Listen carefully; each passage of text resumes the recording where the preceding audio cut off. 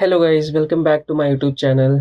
So today we're going to discuss about the top 5 greatest mathematician of all time according to me. I will be ranking them based on their contribution. I won't just consider the how genius they were. I will also consider what how much they have contributed in mathematics and how genius they were, what were their biggest uh, you can say what was their biggest work in the mathematics. So I will be talking about all that. So I won't be just considering the intelligence. I will also be considering how much they have contributed, what they have done, and how genius they were, right? Based on their work and based on their life and some of their peers that work with them, right? So let's just start ranking the mathematician from the lowest to the top. Mm, I will be taking, as I mentioned, I will be ranking 5 greatest mathematician, but I would also be discussing about some other mathematician, and I was little confused whether I should put them into the list or not. So I will actually talk about them as well. So watch the video till the end. My number 5, I mean, like, according to me, Kurt Gödel is the mathematician that I would like to add at the number fifth position because of the work that he have done and because of how genius he was. Okay, Kurt Gödel was a German mathematician. He was extremely genius, terrifying genius. Okay, um when he used to go to university and when he was working, his professor used to make a comment that um Gödel was one student whose presence made other student intellectually uneasy. That was the aura of Kurt Gödel, and that's how genius Kurt Gödel was. So that is the reason I'm ranking Kurt Gödel at the number fifth. And if you don't know about Kurt Gödel was also a logician and also a mathematician. So if you see his work, his work ranges from mathematics, computation, logics, and artificial intelligence. So these are all are the areas where he have worked. And Kurt Gödel was also affiliated with Einstein, and he was also affiliated with that Oppenheimer projects, Manhattan projects, nuclear bombings. But I don't know whether, as per the records and as far as I know, he wasn't directly involved into any of those things. But he was like he had a discussion with that Einstein and with other scientists that have worked on the Manhattan project, if I'm not wrong. Because as far as I know, he wasn't directly involved into that project. So I would say I would rank Kurt Gödel at the number fifth position because he was actually a very genius. That so with that said, I would say my number fourth mathematician would be Carl Friedrich Gauss. He was Why I'm ranking him at the number fourth is because of the work he have done, right? Gauss is one mathematician who was also astronomer, a mathematician, and also he worked in the astronomy. He also worked into the geometry and statistics, number theory. Let me tell you one thing about the mathematics. Mathematics is divided into two parts. One is applied mathematics, other is pure mathematics. If you are good in applied mathematics, you are good, right? You, first of all, being a mathematician is so cool, and then you are good at something, like you are good at applied mathematics. That means you know differentials, you know integrals, you know partial differentials, ordinary partial differentials. You are good with that, okay? And that makes you a completely superhero. You are a superhero because you are good at this field.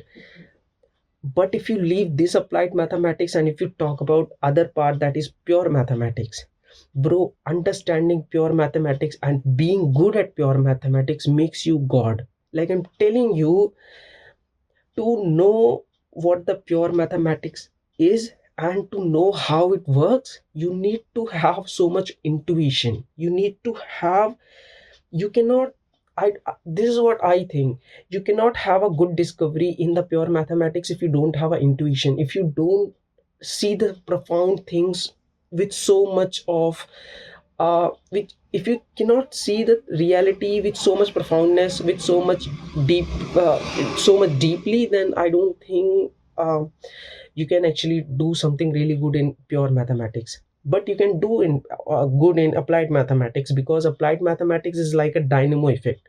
Once if you start working on the differentials, once you build the whole mathematical model for any event, like suppose a flow of water, right?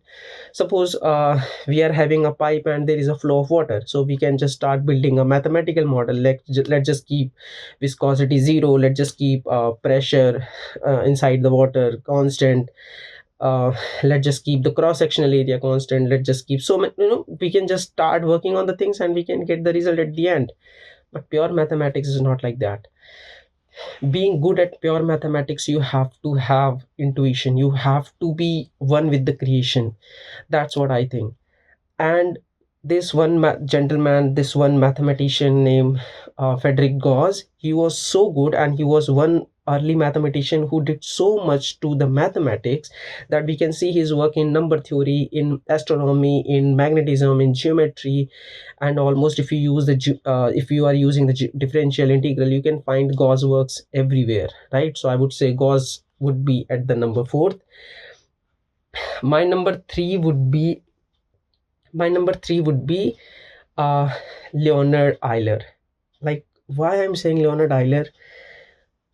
Okay, he was the one mathematician who worked on applied mathematics as well as pure mathematics. Think about this: you are a superhero and you are a god, right? Friedrich Gauss was the one mathematician who was good in like almost good in pure mathematics and as well as applied mathematics. Leonhard Euler was a savage. He was a math savvy who was good in applied mathematics and who was good in pure mathematics. Okay, he was he was a veteran in mathematics. Okay, Leonhard Euler was a one guy who was just eating all the big problems that was popping up on at his time, right? If you see all the big problems that was there in the mathematics, Leonhard Euler was the one guy who was taking it up and he was just eating it all. So Leonhard Euler was a one mathematician who was so goated, who was so genius, who was so brilliant. He literally have laid down the foundation for most of the mathematics and for most of the physics that we see today. So Leonhard Euler is one mathematician who did all these great works, and that's why I'm ranking him in at the number 3 position. Because trust me, if you go around and if you just go open any mathematics physics books, you will find Leonhard Euler there. I'm telling you, this guy is present in fluid mechanics, this guy is present in heat mechanics, he's there in the mathematics, advanced mathematics, he's there in the number theory, he's there in the geometry. This guy is there almost everywhere. You think about this: you are having fluid dynamics, he will be there. You want to study space mechanics, three body problem, two body problem, anything, Euler is there. That bro is everywhere, and that's why I'm ranking him at the third position. And one more surprising thing about the Leonhard Euler. Okay, when he was like around when he was getting older, right, he lost his eyes, he was having eyesight problem. And this man got even more savage when he was started losing his eyesight. Think about this: this guy was getting even more savage when he was about to lose his eyesight, and he did so many remarkable things, so many significant things after losing his eyesight. You know what, in the mathematics there is a one equation, that is e the power I pi plus 1 is equal to 0. This equation is considered to be the most beautiful equation in the mathematics. Okay, this equation is considered to be the most beautiful mathematics equation. Euler is the one guy who gave this equation, who solved this equation. And so that is the reason why I'm putting this guy on the number third. There is no competition of Leonhard Euler. I wanted to put him at the number one, but the reason why I'm putting him at the number three, because that other two guys, that is just above him are even more savage. I'm just gonna let you know why. Number two will be one of my favorite mathematician. His name is he's an Indian too, and his name is Srinivasa Ramanujan. This guy, Srinivasan Ramanujan, was so goated, he was so advanced, he was so savage that this bro actually never passed his university exam. He never passed the university exam. He never passed his 12th. I think he couldn't able to clear his 12th, I think history subjects and all that. He couldn't able to clear that. And this guy studied the creation in such a profound way, in such a deeper way, that he came up with the equation that peoples of the highest IQ level were not able to understand what this guy is talking about. That's how goated Srinivasan Ramanujan was. Let me tell you again in other words. Srinivasan Ramanujan formulated several mathematical laws, and he proposed it. He sent all his work to one more professor, one more great, you can say one of the greatest mathematician in the London at that time. His name was G.H. Hardy, Professor G.H. Hardy. He gave all his equation to him, and he wasn't able to understand what his equation is even talking about, and how can he say something like that. For example, he said the sum of infinite numbers is going to be negative.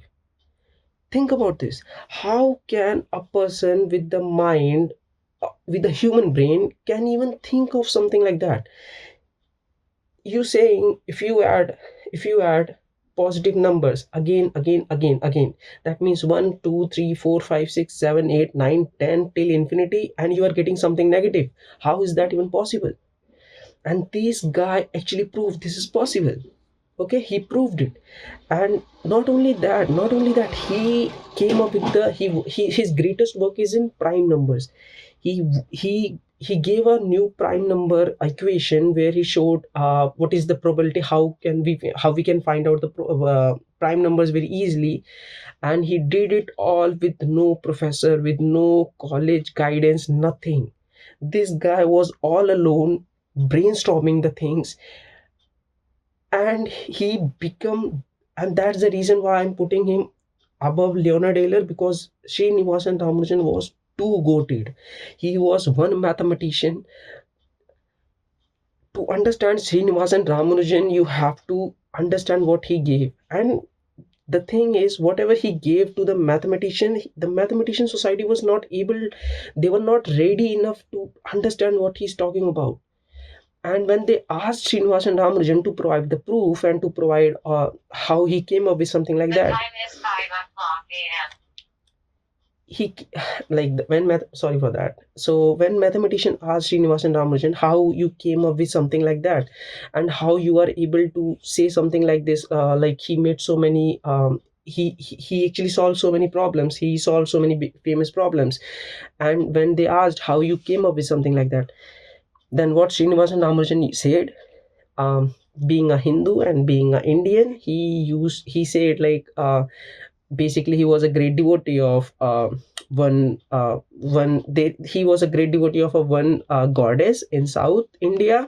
And so basically she used to appear in his dreams, and she used to write all that mathematical laws and answers and or basically formulas, and he used to write it down the moment he opened his eyes. And that work was so phenomenal that I don't think like and you can understand like today's also like right now also we are using Ramanujan's equation to study the black holes, to study uh, so many cosmic objects that our normal mathematics equation would not even able to understand, or would not be able to define them. But it is Ramanujan's equation, it is Ramanujan's work that is used to study these cosmic objects. So that's the reason why I'm putting Srinivasan Ramanujan at the number second position. And number one, it's no doubt it the reason why. And again, let me just tell you before take the name of the first mathematician. Let me tell you one last thing about the second mathematician, that is Srinivasan Ramanujan.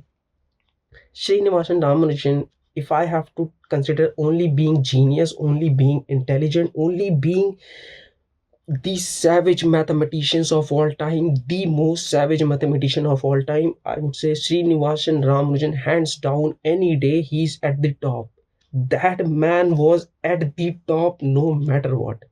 Srinivasa Ramanujan have no competition when it comes to being genius. That bro was a proven South Indian. He's an Indian bro. Like, that guy was a savvy. Okay, so when it comes to being genius, I would say Srinivasa Ramanujan have no competition no matter what. Any day he's at the top. But number one, why I have put Isaac Newton at the top is because that man was crazy. Isaac Newton was bitchless, right? This guy never had any chick all his life. He was a virgin, he died virgin, and that's why he decided to fuck with the whole humanity. If you study about Isaac Newton, you will understand this man was totally crazy, a maniac, a physicist, a mathematician, an astronomer, a alchemist. So let me just start from the very beginning, okay, about the Isaac Newton. Isaac Newton worked in the differentials, he worked in the integrals, he worked with integrals. He actually developed this. He developed this because he was not having the mathematics to study the cosmic objects and so many other events. So he started developing these mathematics. He studied. This guy was so goated. He worked in the differentials, he worked with integrals, he actually developed all that, and then he also worked on the optical, like he worked on the what you say, optics, basically the study of light rays. He did that in detail. He did that in detail.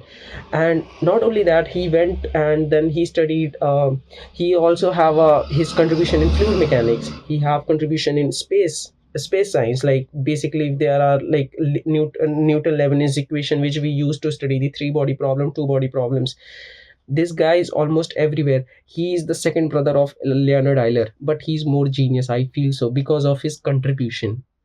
I cannot say for certainty who was more genius, Leonhard Euler or Isaac Newton, but when it comes to contribution, I think Isaac Newton. And this is the only reason why I'm putting Isaac Newton at the top, because of his contribution. This guy never got married, never had anything like um, uh, physical relations with anyone, and he never had any spicy life. This bro was like absolutely like me. Absolutely, he was so antisocial, and that's why I'm telling you, that's why I love Isaac Newton. He was so antisocial. He don't like mm, getting along with he was the guy who don't like getting social with people. He don't like this guy got a fellowship in the world's biggest, and not only fellowship, he actually got the, I think, a very prestigious position in one international mathematical society. He got the position, but he disappeared, like he did not want that, and everyone was just like dying for that. Like, it's like a Nobel Prize for any mathematician to get such a position, but this guy just disappeared as if he don't want that. Okay, he's that guy. He don't like he don't if you study about him, he did not had many friends, that, and he always lock himself up in a room and he's just doing all that weird stuff that a mathematician and any maniac will be doing. He was that guy. Okay, he was very antisocial. He was extremely genius. The synonym for genius is Isaac Newton, right? He was extremely genius. At his time there was a one pandemic called I forget about what that pandemic was, but he locked himself up and he came up with all his mathematics. He came up with all his gravitational laws and all that thing. So that's how crazy this guy was.